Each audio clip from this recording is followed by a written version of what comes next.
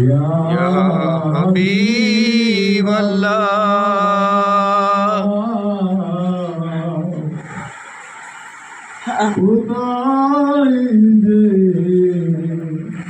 আপনার ঠিকানা শুনতে পাই সোনার মদিনায় কোন পথে